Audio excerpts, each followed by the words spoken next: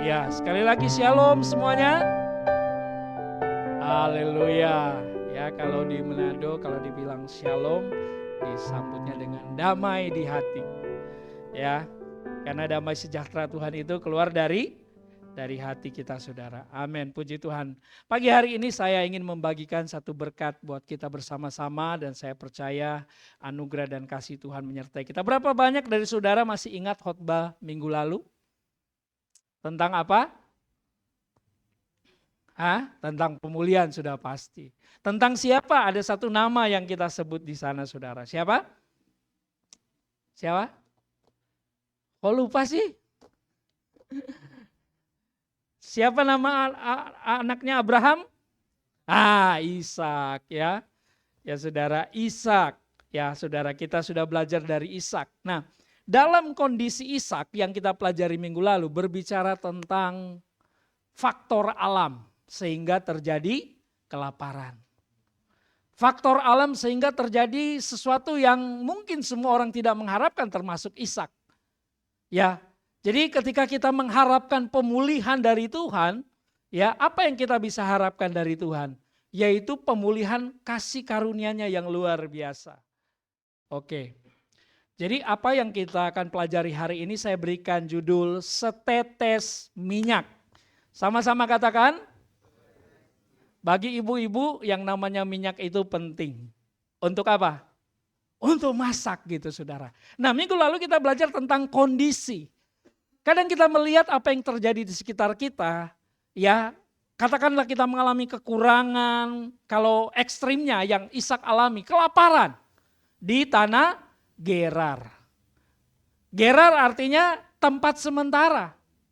Tetapi di tempat sementara itu pun butuh makan. Tapi kita belajar bagaimana Ishak tidak peduli dengan kondisi yang ada.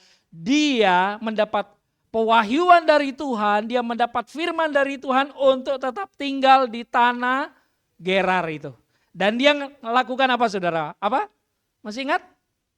Dia memancing, mencangkul atau menabur? Menabur, ayo dong diingat. Dia apa saudara? Menabur. Jadi di tangannya ada segenggam benih, katakan segenggam benih. Enggak banyak, mungkin cuma berapa, tetapi ada benih. Dan ketika dia menabur, kita melihat walaupun kondisi alam, mungkin katakanlah bencana alam, situasi yang tidak diharapkan, tetapi dia melakukannya karena dia percaya perkataan Tuhan, dan dia mengalami apa? Halo? Dia mengalami apa? Berkat. Amin saudara? Ya. Mohon maaf mungkin saya sedikit banyak bertanya supaya saya mau saudara tidak hanya hanya diem saja gitu, tapi ngerespon. Karena saya percaya bahwa ketika firman disampaikan tidak hanya saya yang berbicara, tetapi saya percaya Roh Kudus bekerja juga dalam hati kita. Amin. Jadi dia menabur, dia punya segenggam benih. Nah pagi hari ini saya akan bicara lagi tentang sesuatu keadaan yang bukan karena kondisi alam, tetapi faktor manusianya. Siapa di antara kita yang gak pernah salah? Ayo ngacung. Gak ada. Semua kita pernah salah. Katakan saya pernah salah. Amin. Ya, kita pernah mungkin kata salah masih oke lah. Gagal pernah enggak? Halo, gagal pernah saudara. Ya, mengalami hal-hal yang kita tidak harapkan pernah kita alami.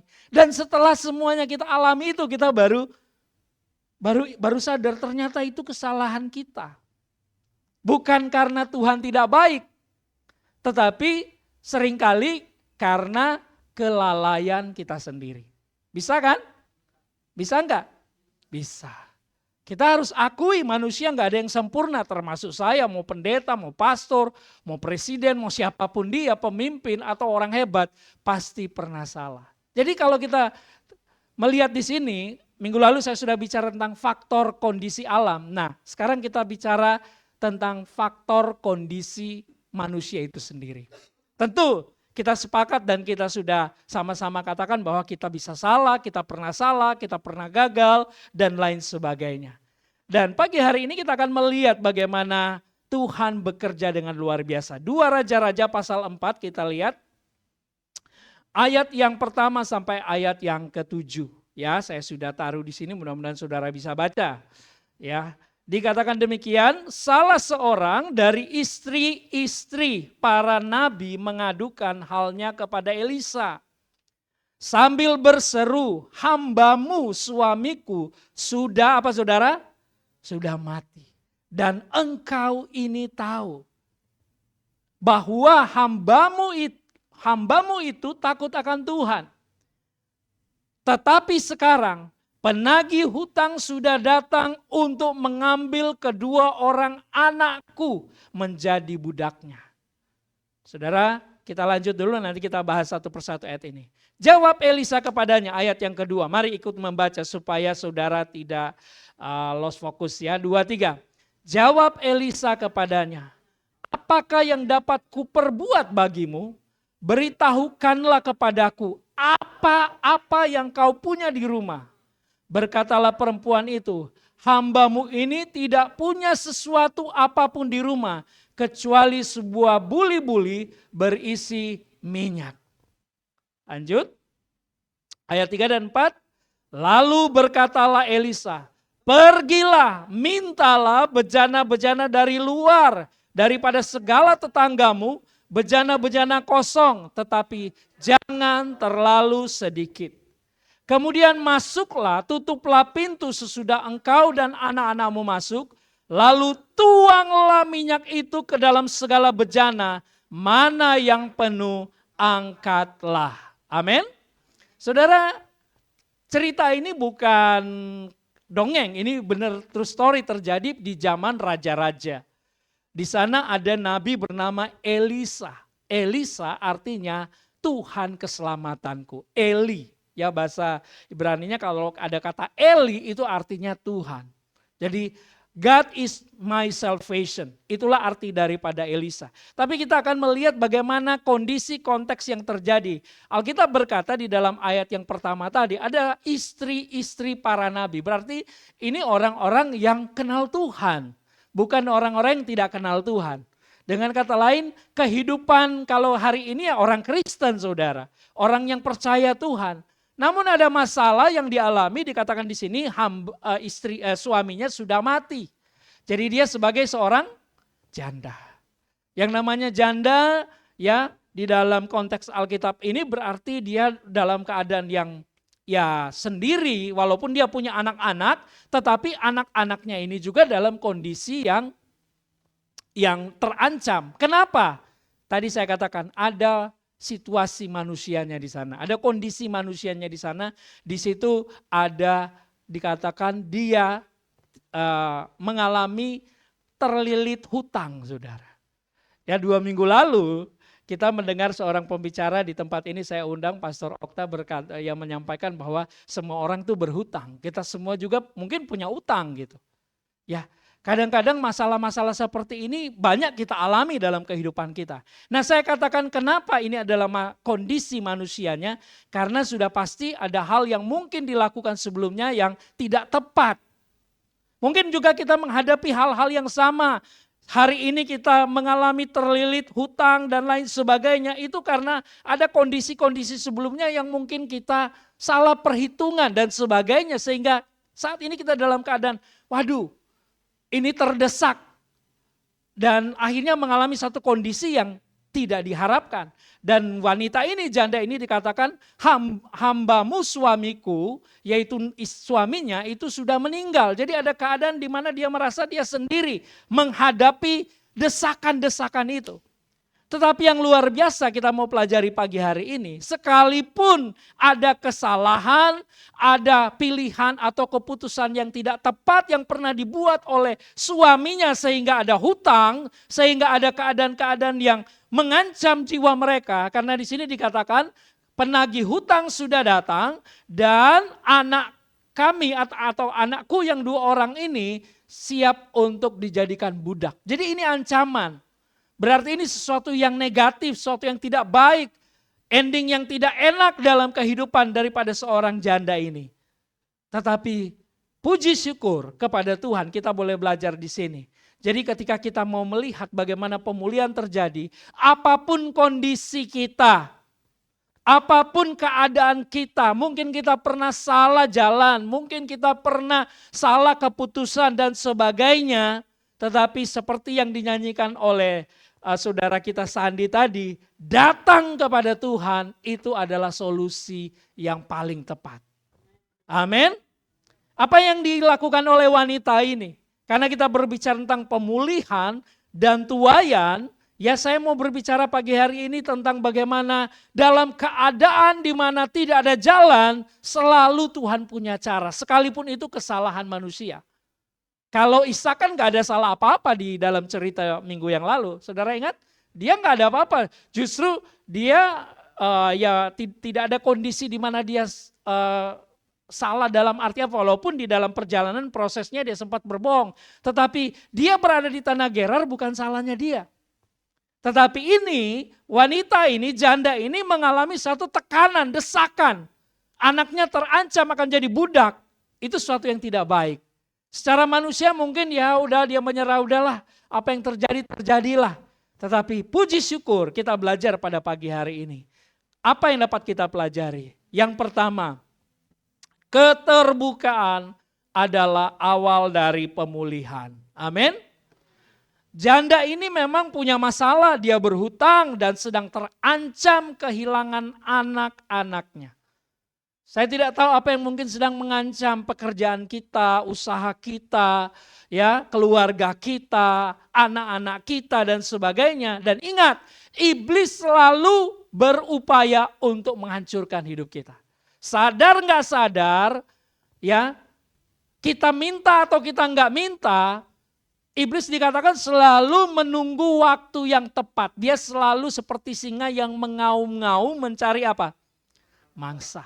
Dengan kata lain kita sebagai anak Tuhan, iblis nggak suka kita hidup diberkati loh saudara. Iblis nggak suka hidup kita mengalami pemulihan dari Tuhan, iblis nggak suka. Yang iblis lakukan selalu bertolak belakang dengan yang Tuhan lakukan.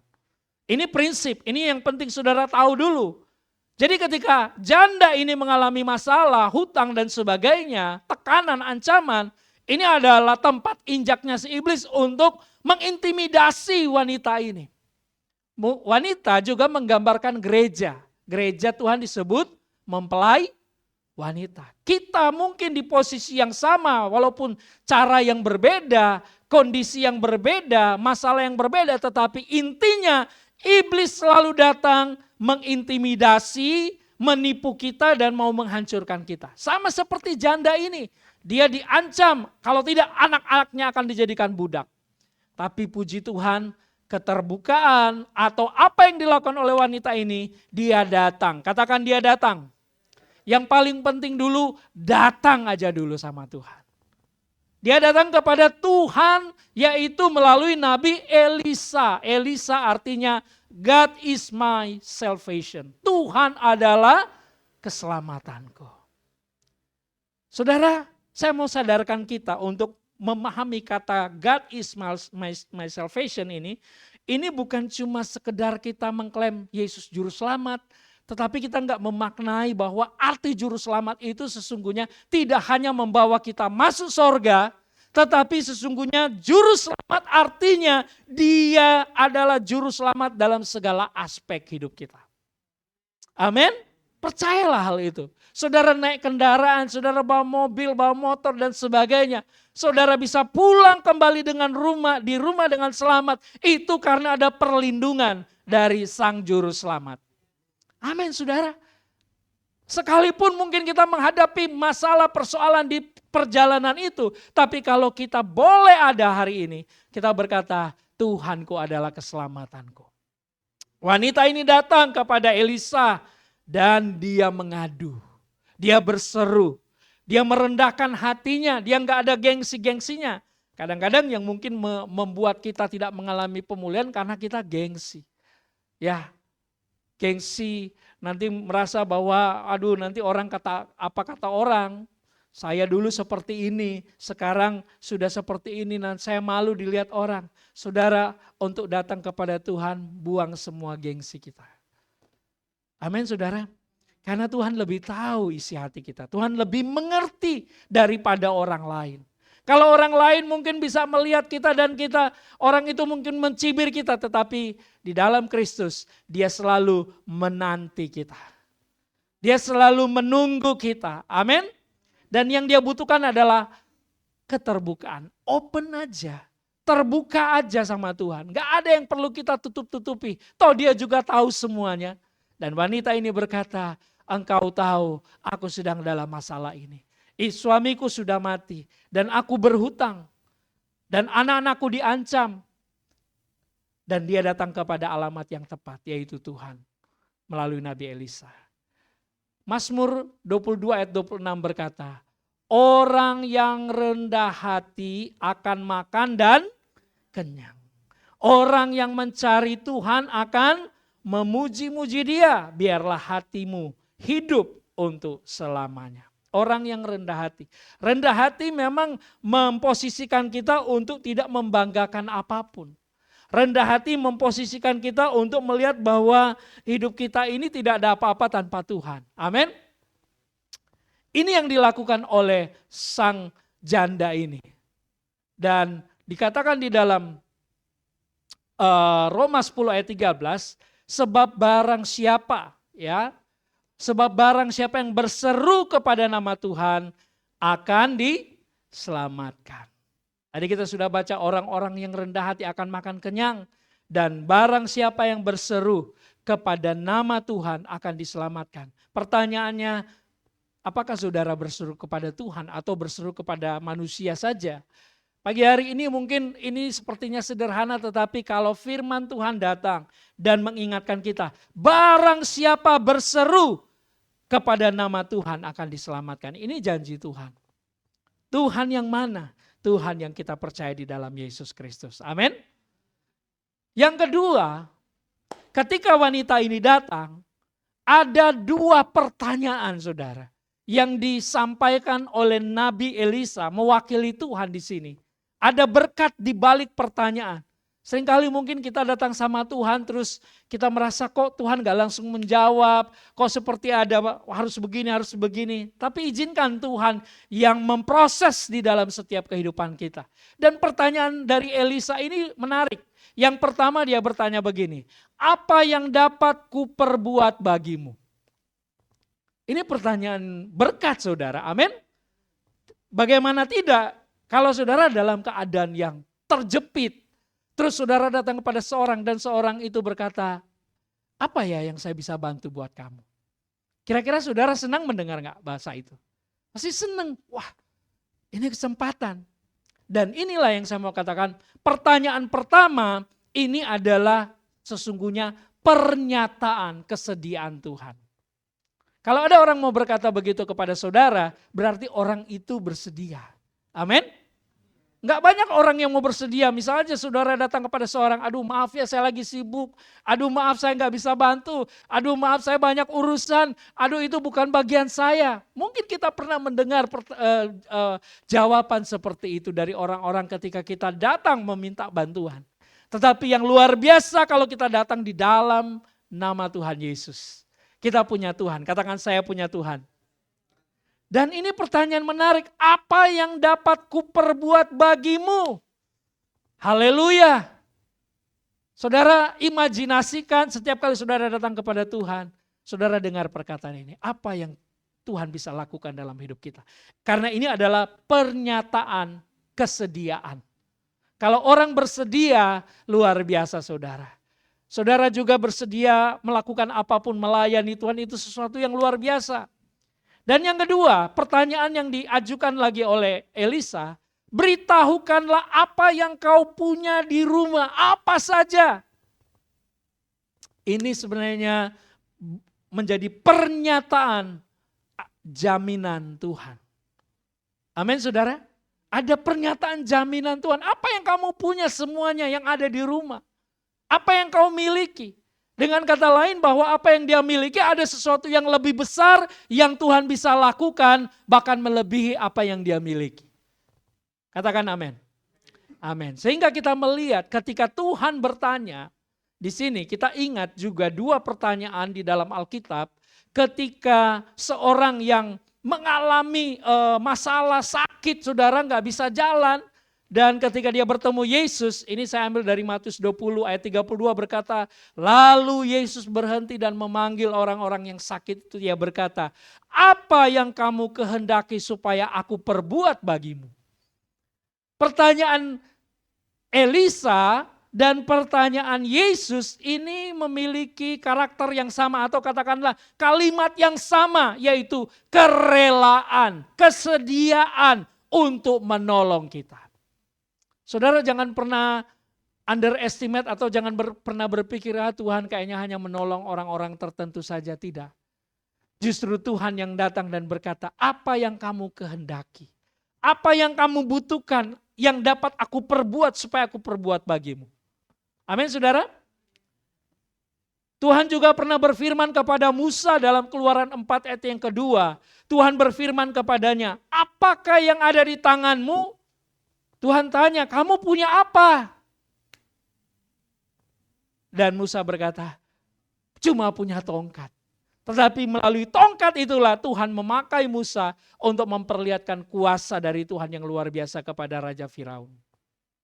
Jadi saudara melihat ketika Tuhan bertanya, di sini dalam makna rohani buat kita hari ini ketika kita memiliki waktu secara pribadi dengan Tuhan, kita bisa berbicara dengan Tuhan, sekalipun kita enggak mendengar secara audible, tetapi melalui firman Tuhan seperti ini kita tahu bahwa isi hati Tuhan yang pertama, dia selalu bersedia. Katakan dia selalu bersedia. Amin. Dia selalu bersedia. Dan yang kedua, dia memberikan jaminan. Apa yang ada di tanganmu, apa yang ada di rumahmu. Karena Tuhan tahu yang terbaik untuk kita. Sehingga setelah itu apa yang dikatakan oleh wanita ini, ya di dalam ayat di dalam bagian yang ketiga, dia berkata, perempuan ini berkata, hambamu ini tidak punya sesuatu apapun, nggak punya apa-apa. Saudara dan saya juga mungkin nggak punya apa-apa kecuali sebuah apa saudara? Buli-buli berisi minyak. Saya menggunakan dalam terjemahan yang lain ini memakai kata tidak hanya buli-buli tapi setetes minyak. Dengan kata lain hampir nggak ada apa-apa, cuma kecil banget. Hanya sebotol kecil, setetes minyak. Dia katakan hambamu ini tidak punya sesuatu apapun di rumah kecuali sebuah buli-buli berisi minyak. Ya, buli-buli itu kayak botol saudara, botol kecil. Ya, dia nggak punya apa-apa, tetapi hal yang ketiga ini justru Tuhan mau berkarya di dalam kehidupan seorang wanita ini. Apa yang dapat kita pelajari dari perkataan wanita ini? Jangan menilai sesuai pikiran manusia. Seringkali kita berkata, cuma begini, saya mah cuma begini dan sebagainya. Saya nggak punya apa-apa, tapi saya percaya setiap kita diberi sesuatu oleh Tuhan. Amin. Ya, kalau kita hidup hari ini berarti ada yang Tuhan taruh dalam hidup kita. Jumlah, ukuran atau volume isi dari minyak itu tidak masalah. Seringkali kita mempermasalahkan jumlahnya, ya. Ini mah kalau gereja besar baru Tuhan pasti memberkati. Atau kalau pekerjaannya begini dan pokoknya kita mengukur dengan ukuran manusia baru diberkati. Padahal semuanya itu kita percaya bahwa ada Tuhan yang lebih besar yang sanggup melakukan perkara-perkara ajaib. Amin. Jumlah, ukuran dan volume isi dari minyak itu tidak menjadi masalah. Karena kita belajar dari prinsip iman. Iman sebesar apa saudara?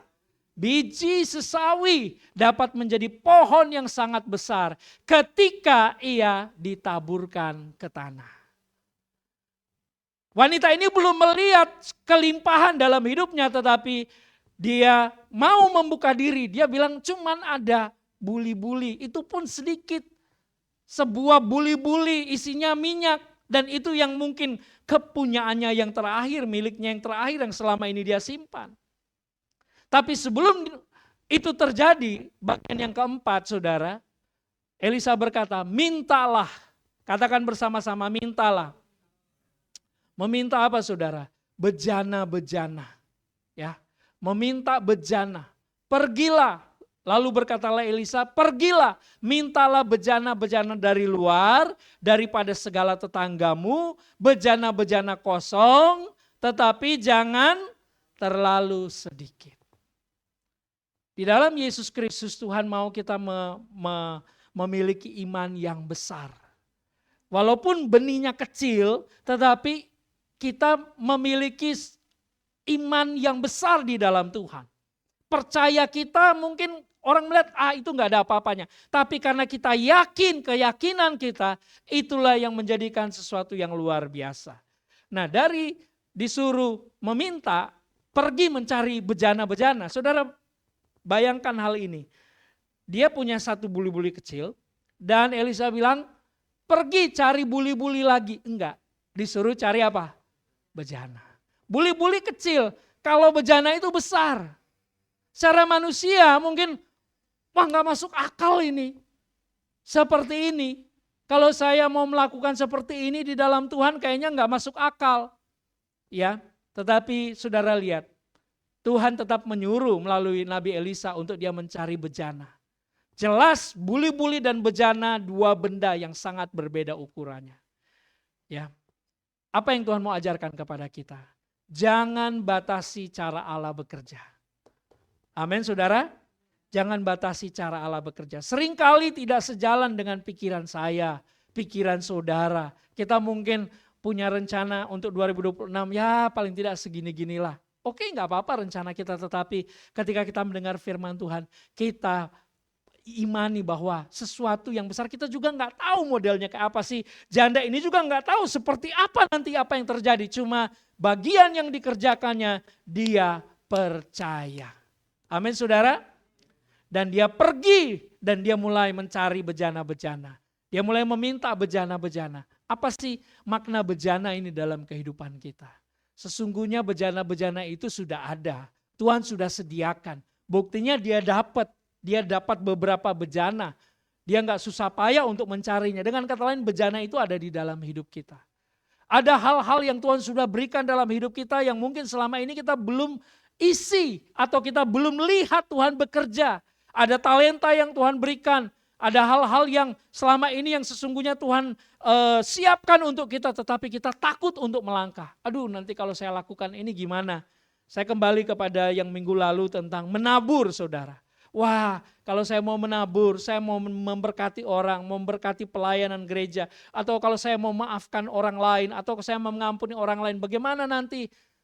Kadang-kadang kita mengecilkan bejana yang Tuhan sudah berikan dalam hidup kita. Bejana-bejana ini menggambarkan tentang banyak hal yang baru, banyak hal yang Tuhan sudah sediakan untuk kita. Bagian kita adalah kita membuka diri saja. Amin saudara. Pergilah, mintalah, dan percaya menghasilkan ketaatan. Jadi karena si wanita ini percaya, si janda ini percaya, dia pergi. Kalau dia nggak percaya, dia nggak akan pergi. Dan kita sama-sama tahu dan saya selalu ajarkan tentang prinsip taat itu taat karena kita sudah percaya terlebih dahulu. Jangan pernah taat kalau saudara nggak mempercayai hal itu. Jangan pernah lakukan kalau saudara nggak meyakini hal itu. Dan hal yang paling penting saudara yakini bukan apa yang ada di pikiran kita, tetapi apa yang firman Tuhan katakan. Karena semua orang boleh punya keyakinan kan. Sekarang lagi ngetren bahasa ini. Menurut keyakinan saya, kita nggak menggunakan bahasa itu. Keyakinan kita karena firman Kristus. Amin. Akhirnya orang bisa sembarangan aja. Asal-asalannya meyakini, pokoknya yang saya yakini begini. Tetapi dasarnya apa? Dasarnya saudara meyakini bukan karena keyakinan saudara sendiri. Karena keyakinan itu faith. Faith itu dalam bahasa saya pernah menjelaskan. Faith itu disebut dengan pistis. Iman. Pistis itu kata benda, sesuatu yang bukan dari saudara tetapi diberikan kepada saudara. Itulah Kristus. Amin. Jadi kalau saudara berkata, menurut keyakinan saya, jangan berhenti di situ. Karena saya percaya firman Kristus. Amin. menurut keyakinan saya di dalam Kristus, ketika Anda menggunakan kata di dalam Kristus, maka Anda tidak bisa menambahkan pikiran yang lain selain apa yang firman Tuhan katakan. Dan itu pasti terjadi, maka dia pergi. Karena itu dia pergi, dia minta. Aneh aja mungkin orang kok memberi aja gitu ya, bejana. Dia nggak perlu beli, dia nggak punya uang. Saudara bisa bayangkan nggak ketika dia datang meminta bejana itu, kenapa semuanya lancar? Karena dia melangkah dengan iman. Amin. Kadang-kadang ada hal-hal yang kok wah lancar semuanya, luar biasa semuanya. Karena doa saudara. Bukan berarti juga kalau kita sudah berdoa nggak ada masalah, mungkin juga masih ada. Kadang-kadang waduh kenapa seperti ini, tetapi tetap terus percaya. Minta hikmat Tuhan, saudara. Dan saya percaya ketika kita mendengar. Jadi dia dengar dulu dari Elisa, pergi dan minta. Dan anehnya tidak dijelaskan di cerita Alkitab ini, tetapi saudara bisa bayangkan bagaimana orang-orang mau memberikan bejana. Semacam ada satu kerelaan. Kenapa itu terjadi? Sekali lagi bukan karena kehebatan wanita itu, tapi karena Tuhan sedang merendah sesuatu yang luar biasa. Tuhan bisa menggerakkan, amin. Tuhan bisa menggerakkan siapapun, bahkan pimpinan saudara, orang hebat sekalipun yang mungkin saudara sulit untuk bicara. Bicara aja saudara sudah takut, sudah segan.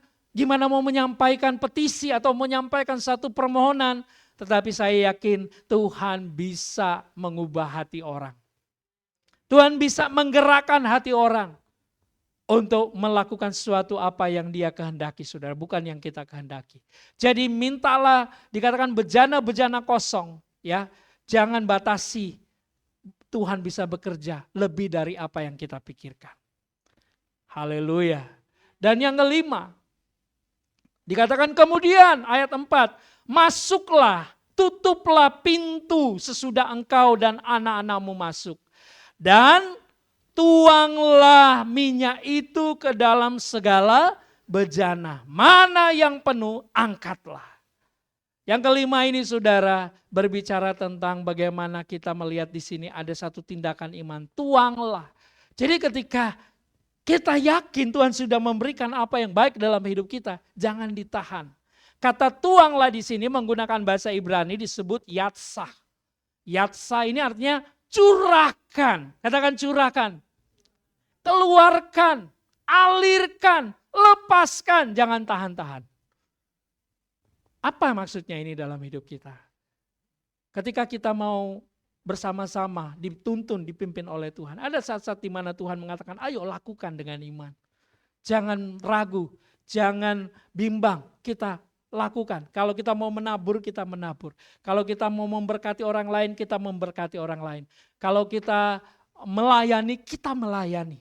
Karena itu toh bukan dari kita, itu dari Tuhan. Dan ketika dia mulai tuangkan, bejana-bejana itu mulai penuh. Amin saudara? Nggak tahu dari mana sumbernya, tetapi dari satu buli-buli ini terus mengeluarkan minyak. Minyak itu sekarang ada dalam hidup kita. Amin saudara? Melalui Roh Kudus kita percaya ada minyak yang Tuhan sudah berikan dan kita tuangkan. Yang paling utama adalah kita memberikan hati kita melayani, kita menjadi berkat bagi orang lain. Kita menabur, kita memberikan persembahan atau apapun itu. Kita tuangkan, kita percaya ada sesuatu yang Tuhan kerjakan dalam hidup kita. Amin. Nah, ketaatan adalah buah dari percaya, terus menuang, saudara. Pergilah perempuan itu daripadanya, ditutupnya pintu sesudah ia dan anak-anaknya masuk, dan anak-anaknya mendekatkan bejana-bejana kepadanya, sedang ia terus menuang. Katakan terus menuang, terus mengalirkan. Dia tidak tutupi, kehidupannya menjadi berkat. Arti rohani bejana-bejana ini paling tidak ada 3 hal. Yaitu bejana itu sebenarnya kehidupan kita manusia. Tuhan mau hidup kita tidak hanya sekedar lewat di bumi ini. Ya lahir, sekolah, menikah, punya anak, punya cucu, mati, selesai. Tidak. Tuhan mau hidup kita ini menjadi berkat. Amin saudara.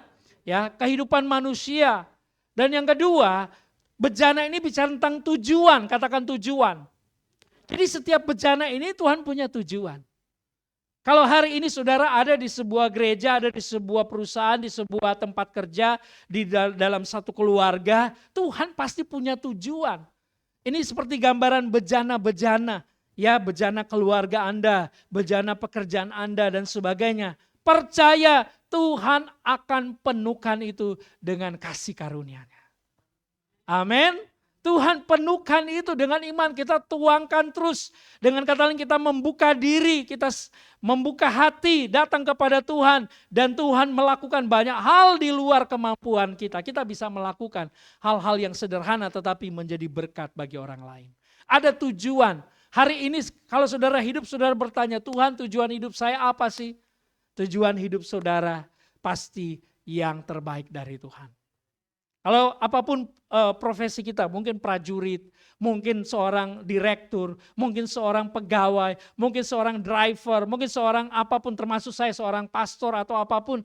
Tuhan punya bejananya masing-masing. Dan percaya kalau Tuhan mempercayakan memberikan bejana itu dalam hidup saudara, jangan takut, Dia yang penuhi. Amin. Karena bejana adalah tempat wadah yang kudus. Kita ini kudus, katakan saya kudus. Ya saudara, kita dikuduskan oleh darah Yesus. Dan Tuhan mau pakai bejana-bejana yang sudah dikuduskan ini. Inilah artinya kita sebagai bejana. Sehingga kita melihat apa yang dilakukan oleh wanita ini. Dia mengalami kecukupan, katakan cukup, penuh, dan menyeluruh. Haleluya. Ayat 6, ketika bejana-bejana itu sudah penuh, berkatalah perempuan itu kepada anaknya, dekatkanlah kepadaku sebuah bejana lagi. Tetapi jawabnya kepada ibunya, tidak ada lagi bejana. Lalu berhentilah minyak itu mengalir. Amin saudara. Artinya Tuhan tahu seberapa kebutuhan kita. Tuhan mengerti. Dan terbukti di akhir saudara baca di ayat 7 nanti. Bagaimana Tuhan memberkati seluruh kehidupan mereka. Jadi ada kecukupan, ada kepenuhan dan itu menyeluruh. Haleluya. Amin saudara. Ya, jangan kita juga saudara dalam pengertian ini ya kita pokoknya ya kita sudah dapat sekian tetapi kita enggak pernah merasa puas dengan apa yang ada. Tuhan mau ajar kita untuk merasa cukup. Kalau memang Tuhan mau memberkati, ya Tuhan bisa berkati. Tetapi paling tidak apapun yang saudara miliki hari ini, mau 2 bejana, 1 bejana, 5 bejana yang Tuhan penuhkan, bersyukurlah. Katakan bersyukurlah. Kenapa? Karena Tuhan tahu kebutuhan kita. Yang terakhir saudara kita lihat ayat berikutnya, ayat terakhir, ayat 7. Kemudian pergilah perempuan itu memberitahukan kepada abdi Allah. Jadi dia sudah dapat nih semuanya. Next what gitu. Selanjutnya apa? Dan orang ini berkata, kata Elisa, pergilah, jualah minyak itu dan bayarlah hutangmu dan hiduplah dari lebihnya engkau serta anak-anakmu. Artinya apa? Bahwa Tuhan sudah menyelesaikan satu persoalan dalam kehidupan wanita ini. Kehidupan yang lebih baik. Amin saudara. Saya percaya dalam tekanan mungkin saudara sedang menghadapi masa-masa yang sulit. Harus begini, harus begitu. Tapi ada waktu. Amin. Bayarlah hutangmu dan hiduplah dari lebihnya. Berarti kita tidak mengalami kerugian. Selalu ada lebihnya, selalu ada berkatnya. Kita bisa nikmati. Kata lebihnya di sini mengandung makna menikmati. Dari kecukupan yang ada. Banyak orang maaf ya, berlimpah luar biasa gak kehitung hartanya. Tapi dia gak bisa nikmati. Ada kan? Dan Alkitab berkata, kita diberikan karunia untuk menikmati. Amin. Apapun itu. Sedang, besar, kecil yang Tuhan berikan, kita bisa nikmati. Haleluya, amin. Kenapa? Kalau kita melihat peristiwa ini, kita sampai pada satu kalimat firman Tuhan. Karena bukan wanita ini, bukan Elisa yang melakukan, tetapi Tuhan yang sanggup melakukan lebih dari yang kita doakan, lebih dari yang kita pikirkan, karena Tuhan tahu yang terbaik untuk kita. Amin. Mari kita baca ayat terakhir, Efesus 3 ayat 20. Baca bersama-sama, 2, 3. Bagi dialah yang dapat melakukan jauh lebih banyak daripada yang kita doakan atau pikirkan. Seperti yang ternyata dari kuasa yang bekerja di dalam kita. Haleluya. Bagi dialah, bagi Yesus, bukan manusia tapi Yesus yang mengerjakan. Karena dia gak berhenti bekerja. Dia tidak tidur di sorga, diam-diam saja. Tapi hari ini dia di dalam saudara. Melalui rohnya dia terus bekerja di dalam kita. Dan dia melakukan hal-hal yang jauh lebih banyak. Katakan jauh lebih banyak. Dari apa yang saudara doakan. Dari apa yang kita pikirkan. Dan kita diajar hari ini. Minggu lalu segenggam benih. Hari ini mungkin cuma setetes minyak. Tapi saudara mau tuangkan. Amin. Kita dengan iman. Apapun yang saudara lakukan. Katakan Tuhan, ini minyak yang daripadamu. Aku mau tuangkan. Aku mau kerjakan dengan baik. Aku mau lakukan dengan baik. Saudara akan melihat bagaimana cara Tuhan yang ajaib memberkati kehidupan kita. Haleluya. Mari kita bangkit berdiri, saudara. Saya minta pemain musik. Kita mengucap syukur karena kondisi apapun, kondisi alam mungkin kita sedang melihat bukan karena kesalahan saudara. Sehingga saudara mengalami kekurangan. Atau mungkin karena kesalahan kita mengalami masalah. Tetapi Tuhan tidak tinggal diam. Dia selalu hadir dan dia selalu datang dan bertanya, apa yang aku dapat perbuat bagimu? Apa yang dapat aku lakukan untukmu? Yesus datang dan berkata, apa yang dapat ku perbuat? Bahkan sebelum kita menjawab, dia sudah melakukan. Terima kasih Tuhan, kami arahkan hati kami, pikiran kami, jiwa kami senantiasa kepada perkataan firman Tuhan, firman Kristus, karena itu adalah kekuatan bagi kami. Dan mari saudara kita mengangkat tangan, kita arahkan kepada Tuhan dan kita menerima berkat-berkat Tuhan pada pagi ini. Tuhan memberkati engkau dan melindungi engkau. Tuhan menyinari engkau dengan wajahnya dan memberi engkau kasih karunia. Tuhan menghadapkan wajahnya kepada saudara dan memberi saudara damai sejahtera. Terimalah berkat ini di dalam nama Tuhan Yesus Kristus. Haleluya. Amin.